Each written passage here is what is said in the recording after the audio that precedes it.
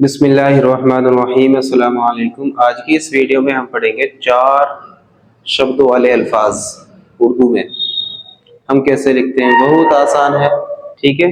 शुरू में हमें लिखेंगे बाबा। कैसे लिखेंगे उर्दू में बाबा, ठीक। ये बे, ठीक, इसके साथ में हम अलिफ लगा देंगे, ये बन गया बा।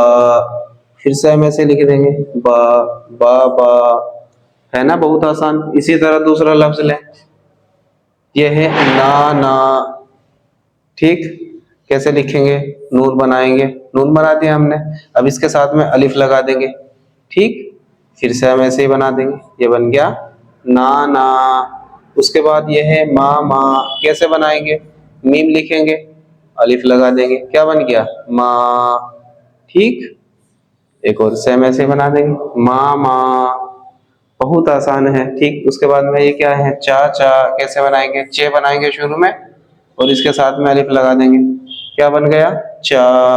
फिर से हम इस तरह ही बना देंगे तो ये बन गया चा चा, ठीक। अब हम लेते हैं अगला लफ्ज, ये क्या लिखा हुआ है राजा। कैसे लिखेंगे उर्दू में, रा बना दिया, ठीक। फिर आका लट्ठा यानी अलिफ, तो ये हो गया रा, ठीक। उसके बाद में जीम और आके लट्ठे की तरह इस्तेमाल होगा अलिफ, तो ये हो गया राजा। उसके बाद में ये क्या लिखा हुआ है पाना।